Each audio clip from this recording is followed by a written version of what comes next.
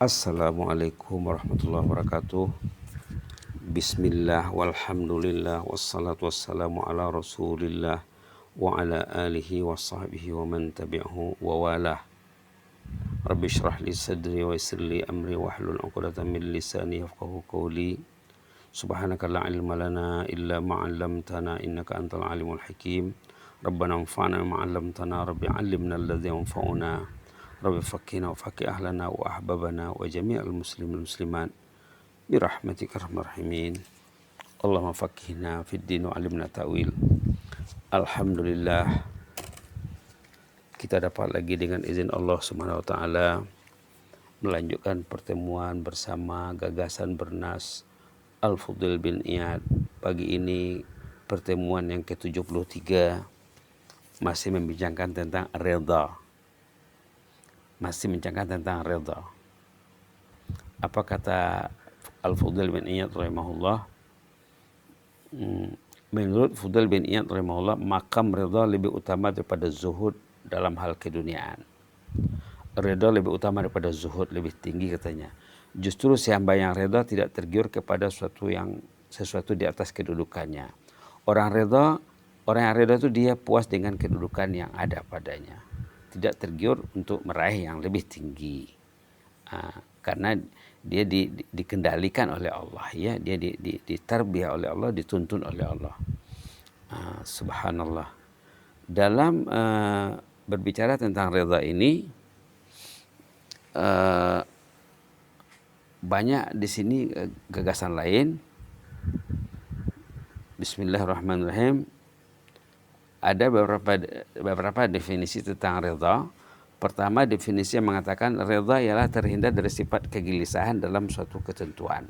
Itu katakan redha. Orang itu tidak gelisah dia dalam menerima suatu ketentuan Allah, dia redha, dia tenang saja. Itu satu. Yang kedua, meninggalkan usaha dan ikhtiar. Artinya dia tidak susah berpikir. Dia buat yang terbaik, Allah akan beri yang terbaik. Yang ketiga, menerima ketentuan Allah dengan senang dan gembira. Redha artinya apa yang ditentukan Allah kita terima dengan senang dan gembira. Seterusnya, ketenteraman hati di bawah perjalanan ketentuan Allah. Hatinya tentram. Yang berikutnya, pandangan hati kepada pilihan Allah bagi si hamba. Semuanya berkenaan dengan hati, ya. Ada lagi pendapat yang mengatakan redha itu meninggalkan perasaan resah gelisah. Tidak ada resah gelisahnya. Itulah kemarin kita kemukakan doa, ya. Doa Rasulullah SAW yang pada dasarnya doa ini doa tahiyat. Doa tahiyat yang mengandungi banyak hikmah. Ada dalam 20 hikmah dalam doa tahiyatnya. Ikut hadis riwayat Imam An-Nasa'i, di antaranya ayat ataupun ungkapan mengatakan was'aluka ridha ba'dal qada. Was'aluka ridha ba'dal qada. Aku menagih kepadamu ya Allah. Aku menagihmu ya Allah agar ridha setelah menerima ketentuanmu ya Allah. Ini kemarin sudah disebut, hadisnya agak panjang sedikit. Apa tadi? Wa as'aluka ridha ba'dal qada.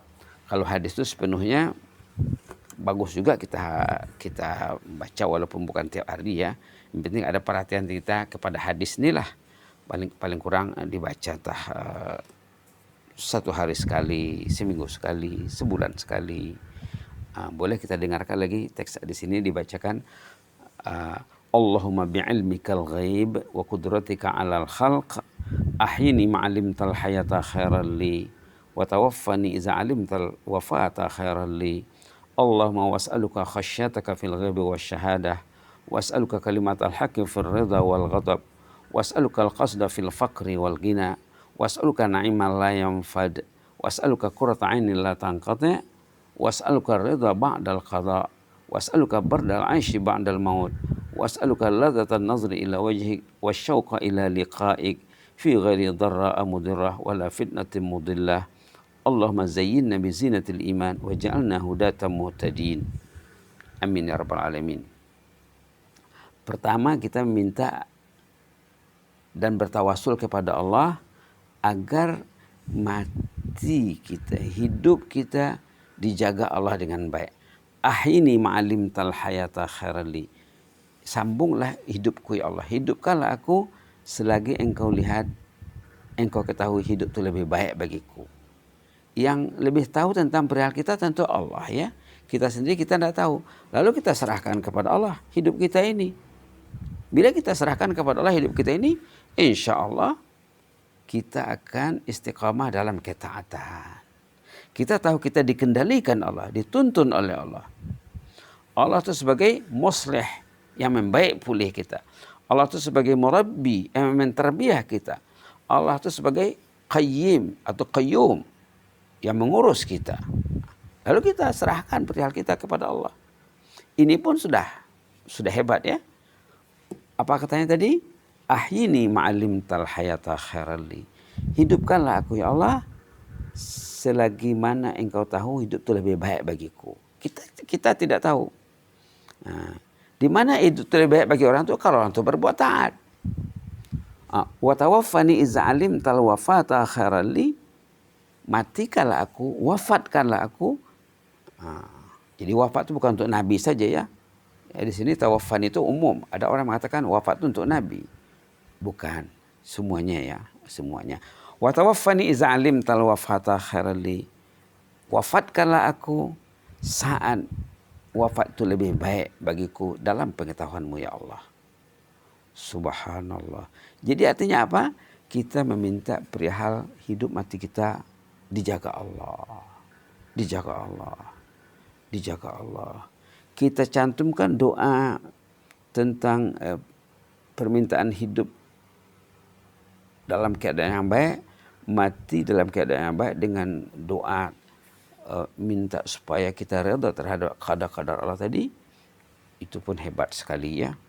Yang jelasnya dalam hadis ini doa tahiyat ya.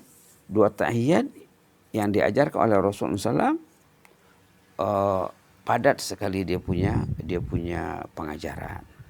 Subhanallah. Yang 3 saja kita fokuskan dulu supaya kita reda menghadapi ketentuan Allah. 1. Yang kedua supaya hidup kita dijaga Allah dengan baik.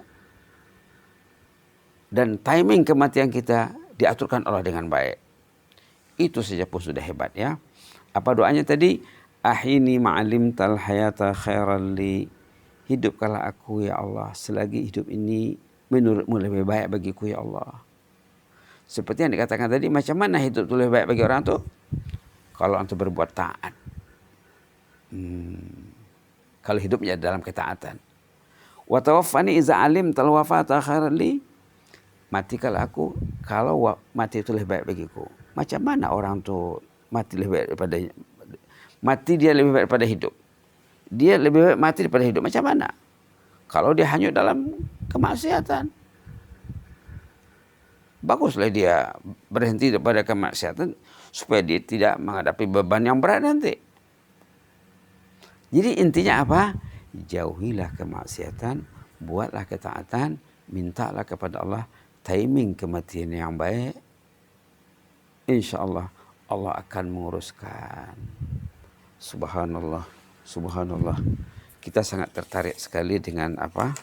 Dengan doa yang dibaca dalam khutbah Jumat yang lepas ini, dan masih juga dibaca dalam salat subuh. Kemarin subuh pun masih dibaca oleh imam.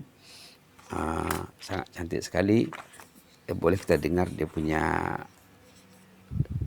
petikan doa itu. Allahumma ya Allah ya Tuhan kami merafakkan syukur kehadrat-Mu atas segala limpah kurnia-Mu kepada negara kami dan seluruh rakyat dan penduduk negara ini. Kami dapat beralih ke fasa peralihan. Dengan itu kami dapat masuk semula ke masjid untuk memakmurkannya setelah kita terhalang untuk masuk ke masjid 2 bulan lebih ya.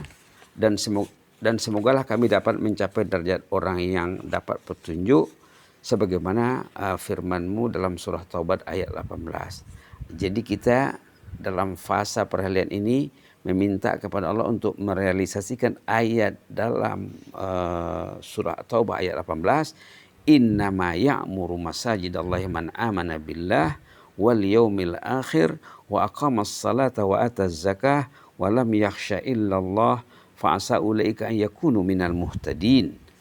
Surah At-Taubah ayat 18. Mereka yang rajin mengimarakan masjid adalah yang beriman kepada Allah, beriman kepada hari kemudian, menegakkan salat, menunaikan zakat, malah hanya takut kepada Allah. Semoga mereka termasuk hamba Allah yang berada dalam jalan yang betul, jalan hidayat.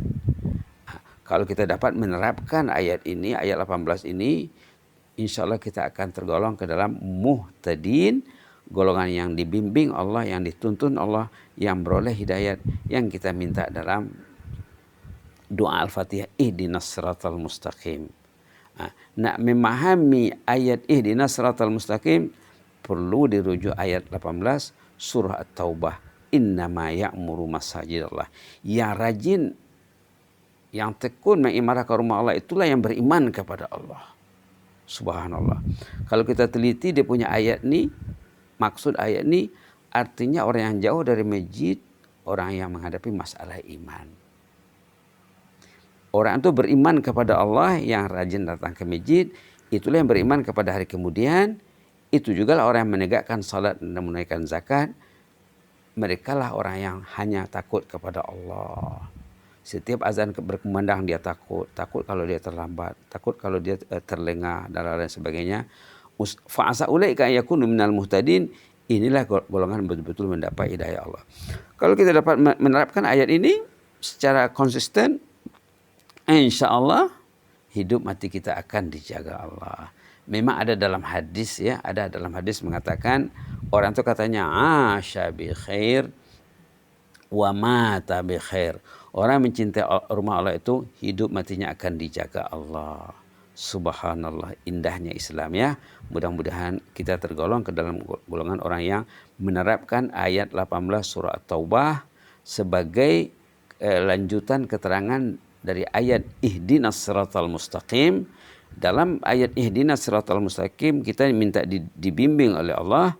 Dalam ayat 18 surah At-Taubah, inilah orang yang dibimbing Allah, yang mencintai rumah Allah, beriman kepada Allah, beriman kepada hari kemudian, menegakkan salat, menunaikan zakat, dan hanya takut kepada Allah saja. Selalu Allah ingat di hatinya.